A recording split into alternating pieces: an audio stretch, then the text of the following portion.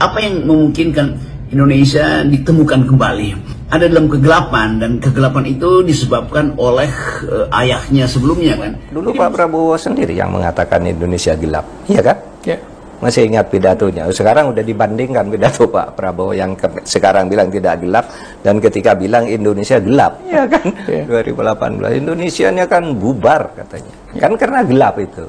Tapi sekarang bilang terang. Nanti kita lihat aja perkembangannya. Ada budaya di bangsa Indonesia ini saya perhatikan, tapi kadang-kadang segelintir orang-orang yang menganggap dirinya pintar selalu meragukan kemampuan bangsa Indonesia. Rasa rendah diri, punya gelar profesor, sekolah di mana-mana yang terkenal, tapi mentalnya masih mental rendah diri. Apa yang dilakukan bangsa sendiri selalu jelek. Belum kita bekerja sudah mulai nyinyir. Menjalin antara ekonomi dan politik hari-hari ini persis seperti yang berlangsung di 1998. Karena itu pengkondisian hari-hari ini atau kondisi yang kita lihat hari-hari ini memungkinkan kita untuk berteori bahwa ada masalah dengan pemerintahan baru Presiden Prabowo itu. Tentu nanti Basar akan bilang kok berteori doang tuh. Ya justru teori itu yang menentukan kita untuk menganalisis tuh. Jadi pada saat yang sama Pak Harto 98. Waduh gila itu Pak Harto. Tapi hanya 2 bulan sesudah dinyatakan didukung oleh 100% rakyat Indonesia pada tanggal 11 Maret tahun 1998, 21 Mei jatuh dengan sangat mudah dalam arti ya rakyat berjuang dengan keras, tetapi jatuhnya mudah, tidak seperti yang dibayangkan. Nah, menurut saya sebelum orang itu jatuh lebih baik menyadari saya ini harus kemana, mundurlah sedikit dulu melihat apa yang di depan tuh ada apa gitu. Tidak ada di antara kita yang punya tongkat Nabi Sulaiman, tapi kita bisa berhitung, kita bisa mengelola, kita bisa alokasi dana, kita bisa kerahkan sumber daya, dan kita akan mencapai target yang kita tentukan. Saya hakul yakin, saya pertaruhkan kepemimpinan saya. Indonesia ada di dalam potensi untuk mengalami tabrakan antara kesulitan ekonomi yang ditunjukkan oleh bahkan pengakuan pemerintah sendiri. Hati nurani manusia itu kalau sudah keterlaluan itu biasanya akan menggumpal bersama-sama gitu. Nah itulah sebabnya menurut saya daripada menunggu itu lebih baik diperbaiki sekarang, lalu diakomodasi nih suara-suara kampus itu agar tidak terjadi sebelum tahun 65 dan tahun 98 yang kemudian tidak bisa dibendung. Ada profesor-profesor yang pinter-pinter kok nggak setuju. Heran saya. Profesor pinter atau bodoh, saya nggak tahu itu. Terlalu awal untuk mengatakan bahwa sesuatu sedang berakhir itu kan Presiden Prabowo baru 100 harian itu. Jadi kita melihat bahwa tahap ini tahap bagi Pak Prabowo untuk melihat ketidakseimbangan antara apa yang dia janjikan dan persepsi publik terhadap apa yang beliau janjikan tuh. Publik bereaksi lebih cepat tuh, menuntut ada sesuatu yang harus difinalisasi itu, termasuk tuntutan para mahasiswa tentang ambil jarak dari Jokowi, atau bahkan ada yang minta Jokowi diadili, atau wakil presiden Pak Gibran itu dianggap tidak mampu untuk menghasilkan ide. Beredar isu bahwa Presiden Prabowo Subianto ingin diturunkan di tengah jalan oleh kelompok mafia dan koruptor yang sudah sangat terusik kenyamanannya di era ini. Masa depan kita gemilang dan cerah. Walaupun ada sedikit usaha-usaha untuk selalu menurunkan semangat dan masa depan, semangat dan harapan daripada anak-anak muda kita, saya tegaskan di sini tidak benar dan kita akan maju terus. Biar anjing menggonggong, kita akan maju terus. Mereka akan membayar orang-orang yang kontra dengan pemerintah dan akan menekan para investor untuk berinvestasi sehingga mandeknya perekonomian di era Prabowo Gibran. Dan menurut sebagian pihak, tanda-tanda itu sudah mulai terjadi. Dengan menurunnya indeks harga saham gabungan atau IHSG di era Prabowo Gibran, namun Prabowo tak gentar dan tak ambil pusing dengan hal tersebut. Prabowo sudah mendeteksi gerakan-gerakan tersebut sejak ia dilantik menjadi presiden. Nah, kalau kita lihat keadaan hari ini, tidak ada yang mengompori sehingga investor asing itu menahan gairahnya untuk berinvestasi di Indonesia. Tidak ada yang mengompori sehingga bahkan masyarakat sipil mulai menuntut supaya tidak ada penundaan pengangkatan pegawai negeri, karena ada kebutuhan kepastian karir mereka, dan itu ada kepastian karir hidup kan. Tidak ada yang mengompori sehingga tagline Indonesia gelap kembali diviralkan bahkan dalam versi yang lebih menyeramkan. Jadi sebetulnya kita paham bahwa politik dan ekonomi itu dia punya logika sendiri. Kalau keadaan politik itu memburuk atau kepastian politik itu hilang, maka ekonomi akan bereaksi itu. Karena setiap pelaku ekonomi juga ada seorang rasional individu yang mulai menghitung tuh apakah ada kemungkinan crash ekonomi. Semakin kemungkinan itu dipersepsikan negatif, maka politik juga akan bereaksi lagi tuh bahwa iya itu penanda bahwa ekonomi tidak bertumbuh atau ada kesulitan ekonomi sehingga transaksi politik menjadi tanpa pola. Jadi saling intervensi itu atau saling intertwine, saling menjalin antara ekonomi dan politik hari-hari ini persis seperti yang berlangsung di 1998. Karena itu pengkondisian hari-hari ini atau kondisi yang kita lihat hari-hari ini memungkinkan kita untuk berteori bahwa ada masalah dengan pemerintahan baru Presiden Prabowo itu. Tentu nanti Basar akan bilang kok berteori doang tuh. Ya justru teori itu yang menuntun kita untuk menganalisis tuh. Jadi begitu kira-kira hal yang agak peka, tapi kita mesti katakan bahwa sesuatu sedang berlangsung di balik kestabilan semu atau di balik transaksi yang terlihat seolah-olah itu rasional, padahal sebetulnya banyak transaksi irasional karena kebutuhan untuk stabilitas tidak bisa lagi diandalkan pada hukum. Saya bertekad untuk mencapai pemerintahan yang bersih.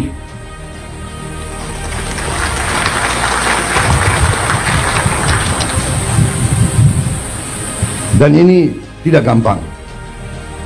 Ini sangat sulit. Bahkan saya tahu saya ditertawakan, saya diejek. Tapi saya sudah biasa diejek. Mana mungkin menghilangkan korupsi di Indonesia? Mana mungkin menghilangkan kemiskinan? Mana mungkin menghilangkan kelaparan? Apa? Mau kasih makan bergizi, hahaha, ketawa. Di awal mereka tertawakan saya dan saya tahu mereka mengancam saya tahu saya diancam. Nanti harga saham, harga indeks saham akan turun. Di hari-hari pertama saya luncurkan gagasan makan bergizi, sudah muncul. Saya mengerti. Saya ini cukup lama jadi orang Indonesia. Saya mengerti. Ada ancaman terbuka, ada ancaman halus. Ada senjata yang terbuka, senapan, meriam, ya itu. Tapi sebelumnya ada senjata-senjata lain. Senjata psikologis, adu domba, fitnah, hoax, ada ancaman terhadap ekonomi. Menurunnya indeks harga saham gabungan atau IHSG hingga 5% seolah-olah dijadikan dalil untuk para pendukung Anies dan PDIP untuk menghukum pemerintahan Prabowo Gibran yang terlalu dini untuk dinilai gagal. Mereka, kelompok oposisi ini, mengklaim bahwa potensi krisis seperti 98 bisa terulang kembali akibat negara diurus dengan cara suka-suka. Bahkan salah satu pegiat sosial dari barisan mereka yang meminta Prabowo Gibran untuk segera mundur. Tapi sekaligus kita mulai melihat semacam sinyal dari dalam kekuasaan sendiri. Saya mengikuti keterangan Pak SBY dari Tokyo kemarin yang memberi sinyal kuat bahwa akan ada protes besar, akan tumbuh lagi semacam cekcok politik di publik, akan muncul lagi kegiatan demonstrasi. Tetapi Pak SBY justru memberi semacam cara berpikir positif bahwa memang itu harus terjadi dan akan terjadi terus-menerus, dan percaya bahwa Presiden Prabowo mampu untuk mendengar kritik itu. Kan itu yang boleh kita sebut bahwa Pak SBY itu jadi semacam sounding board dari kekuasaan, semacam tempat pikiran itu atau suara-suara publik itu dipantulkan kembali dari dinding kekuasaan melalui uraian dari Pak SBY yang bahkan mengucapkannya dari Tokyo atau kemudian dikutip oleh pers secara meluas. Jadi Presiden SBY mengerti keadaan. Kenapa? Ya karena dia pernah ada di dalam situasi kritis. Presiden SBY mengerti psikologi Pak Prabowo karena beliau bersahabat, jadi saling paham tuh bahwa ada keadaan yang sedang tidak baik-baik aja kalau pakai bahasa yang paling gampang. Jadi kita mulai menduga dengan kekuatan teoritis bahwa Indonesia ada di dalam potensi untuk mengalami tabrakan antara kesulitan ekonomi yang ditunjukkan oleh bahkan pengakuan pemerintah sendiri, yaitu pemasukan yang tidak bisa dikejar lewat pajak, lewat ekspor, lewat macam-macam itu. Sementara Pak, karena gagasan makan bergizi, harga saham indeks turun. Saya jawab ke mereka itu, saya kasih tahu ya, biar saya nggak punya saham, saya bilang. Dan rakyat di desa-desa tidak punya saham. Benar.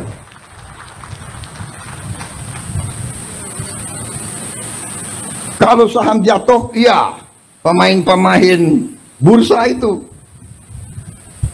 Siapa yang main bursa di sini? Menteri-menteri, ayo ngaku.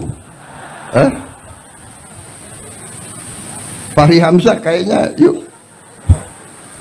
Ada bukan orang kaya saja main saham, tuh nggak? Ada teman-teman saya ahli matematik, dia mau pakai algoritma, tapi saya lihat hidupnya stres. Tiap detik lihat TV, lihat apa itu, wah harga saham turun 0,0 sekian, oh panik dia, hitung lagi. Aduh, hidup stres, aku nggak mau lah. Dan saya kasih tahu juga, main-main saham itu kalau orang kecil ya pasti kalah. Itu untuk orang kecil itu biasanya sama dengan judi itu. Yang menang yang bandar, yang besar, yang kuat, ya kan? Ini Pak Trenggono itu mantuk-mantuk. Jangan-jangan Pak Trenggono punya algoritma. Ya itu. Ada ahli matematik yang saking pinternya dia berani ke kasino. Hitung, main apa, roulette itu pakai algoritma itu, Cok. Tapi nggak serius, saudara-saudara. Kemudian ada yang mau ancam mata uang kita, ada juga mau ancam. Saudara-saudara, ternyata bernegara itu, keyakinan saya dasarnya adalah beberapa hal yang fundamental. Yang pertama adalah kemampuan bangsa itu menghasilkan pangan. Karena itu kita hormati apa yang dilakukan oleh pemerintah sebelum saya. Kalau kita coba simpulkan lebih awal, misalnya apa nama keadaan hari ini, kan nggak mungkin kita sebutin this is the beginning of the end.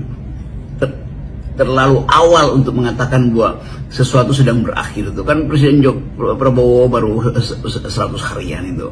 Jadi kita mau lihat bahwa tahap ini tahap bagi Pak Prabowo untuk melihat ketidakseimbangan antara apa yang dia janjikan dan persepsi publik terhadap apa yang beliau janjikan tuh. publik bereaksi lebih cepat tuh, menuntut ada sesuatu yang harus difinalisasi itu, termasuk tuntutan para mahasiswa tentang ambil jarak dari Jokowi, atau bahkan ada yang minta Jokowi diadili, atau wakil presiden Pak Gibran itu dianggap tidak mampu untuk menghasilkan ide yang memungkinkan orang percaya pada masa depan tuh. Memang Pak Wakil Presiden punya kesibukan bolak-balik ke gulung celana ke tempat-tempat banjir, tapi itu kan bukan sesuatu yang konseptual, itu semacam reaksi untuk menghasilkan sensasi di depan kamera kan. Jadi kesibukan Wakil Presiden kita memang tidak terhubung dengan upaya untuk membenahi bangsa ini nih, secara strategis atau berpikir di dalam komposisi apa yang memungkinkan Indonesia ditemukan kembali. Ditemukan kembali artinya ada dalam kegelapan, dan kegelapan itu disebabkan oleh ayahnya sebelumnya kan. Jadi pemerintah itu tidak peduli, tidak seperti tuli gitu ya, nggak mau mendengar apa ya silahkan kau aja, saya jalan gitu. Toh saya jalan juga enggak apa-apa. Nah rasanya seperti itu, sehingga kita melihat ini situasi yang sangat buruk kalau dalam kehidupan berbangsa dan bernegara. Nah oleh sebab itu ya mari kita diskusikan. Mengapa saya bilang mari kita diskusikan? Karena kalau solusi-solusi yang ditawarkan udah banyak sekali. Ini mau apa kita ini? Sudah melakukan ini, sudah melakukan itu, sudah ngomong ini, itu, sudah kok tetap aja tidak ada perubahan yang signifikan. Sementara yang di atas sana ya terus saja melangkah tanpa peduli. Dengan berbagai ejekan di medsos, mereka juga tidak peduli, merasa tidak tahu malu gitu, tidak malu. Ya. Nah kalau sudah rasa malu itu sudah begitu kebal untuk disentuh, ya berarti kita berhadapan kalau di dalam agama itu orang yang imannya lemah kan. Kita dipimpin oleh orang-orang yang tidak beriman. Kenapa? Kan ada hadis Nabi, al-haya'u minal iman katanya.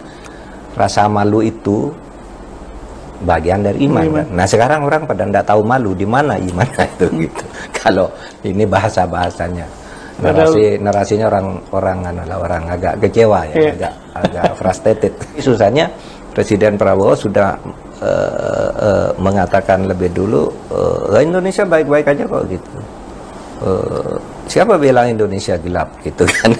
Tidak ada. Bukan malah mencari masalahnya. Siapa bilang Indonesia gelap? Indonesia ini nanti tahun 2050 dia nyebut. Kalau di dalam peta jalan kita akan 2045. 2050 akan sudah menjadi lebih besar dari Inggris, lebih besar dari Jepang atau apa gitu yang kemarin pidato. Jadi Indonesia tidak gelap, Indonesia terang. Lalu ditimpali oleh yang lain, ya kalian aja yang gelap kan itu. Ini tidak bijaksana jawaban begitu tuh, tidak bijaksana. Karena ya saya ingat sebagai kritik ini kan, dulu Pak Prabowo sendiri yang mengatakan Indonesia gelap, iya kan? Masih ingat pidatonya. Sekarang udah dibandingkan pidato Pak Prabowo yang sekarang bilang tidak gelap dan ketika bilang Indonesia gelap, ya kan? 2018 Indonesia ini akan bubar katanya. Kan karena gelap itu. Tapi sekarang bilang terang. Nanti kita lihat aja perkembangannya. Nah, biasanya alam menuntun. Alam menuntun untuk membuat perubahan secara tiba-tiba. Ini kalau pandangan umum. Tapi kalau orang beragama, Tuhan pada saatnya akan turun tangan gitu. Sejarah selalu membuktikan itu kan. Tahun 65 tidak ada orang yang menyangka Bung Karno bisa dijatuhkan. Tahun 63 ya, begitu kuatnya, kuat sekali, begitu kuat. Tapi begitu mudahnya jatuh. Pada saat yang sama Pak Harto 98. Waduh gila itu Pak Harto. Tapi hanya 2 bulan sesudah dinyatakan didukung oleh 100% rakyat Indonesia pada tanggal 11 Maret tahun 1998, 21 Mei jatuh dengan sangat mudah dalam arti ya rakyat berjuang dengan keras, tetapi jatuhnya mudah, tidak seperti yang dibayangkan. Nah menurut saya sebelum orang itu jatuh lebih baik menyadari saya ini harus kemana, mundurlah sedikit dulu melihat apa yang di depan tuh ada apa gitu. Mungkin Itu perlu menjadi bahan renungan. Karena alam tuh punya hukumnya sendiri. Saya percaya dan yakin, saya optimis, tapi kita harus waspada. Karena kita sangat kaya, kita menguasai mineral-mineral yang sangat strategis yang dibutuhkan oleh banyak negara. Karena itu, beberapa rencana kita hilirisasi tidak berkenan di banyak negara. Tapi kita tidak ada pilihan. Masa ratusan tahun kita harus jual kekayaan kita sebagai bahan mentah? Kita tidak mau. Kita mau karunia Tuhan itu boleh dibeli dengan harga yang benar, supaya kita punya nilai tambah bisa dipakai untuk mensejahterakan rakyat kita. Belum Ukraina, ya Ukraina jauh, tapi perang Ukraina mengakibatkan harga pangan naik di seluruh dunia. Ya, Gaza jauh, tapi itu saudara-saudara kita. Apa poin yang saya ingin sampaikan, saudara-saudara? Jangan kita anggap damai itu adalah biasa. Jangan kita anggap kita tidak menghadapi ancaman. Kenapa kita harus waspada? Karena kita kaya. Bukan kita ke negeri Belanda, orang Belanda ke kita, Portugis ke kita, Spanyol ke kita, Prancis ke kita, Inggris ke kita. Dari dulu sampai sekarang.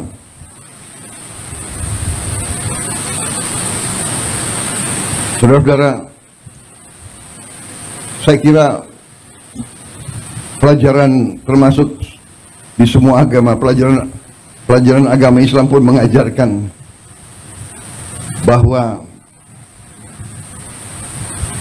kita harus bertanggung jawab atas keselamatan kita sendiri, keselamatan keluarga kita, dan juga atas harta kita.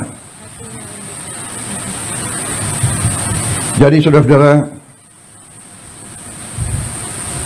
dalam kondisi penuh ketidakpastian, di mana hitungan sekarang adalah di Eropa terjadi kurang lebih 17% kemungkinan perang nuklir. Ini pengamatan pakar-pakar di Eropa.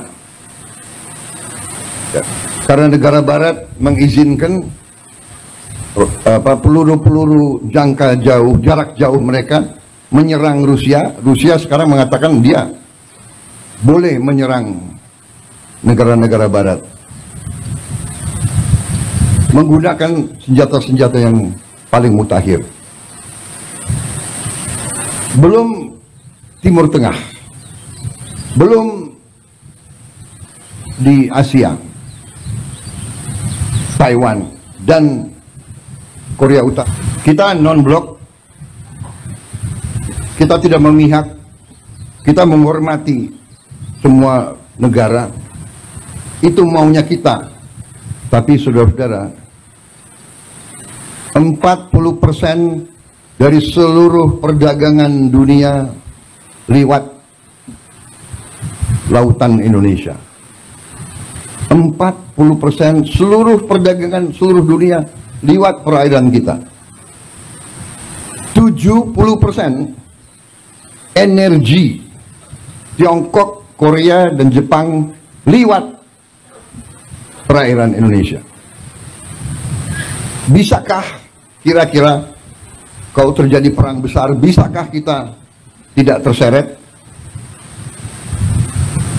Untuk itu kita butuh kepemimpinan politik yang handal. Dan kepemimpinan politik yang saya maksud bukan kepemimpinan politik yang hanya dari pemerintah. Dan untuk itu perlu ada kerukunan, perlu ada jiwa besar dari semua kalangan.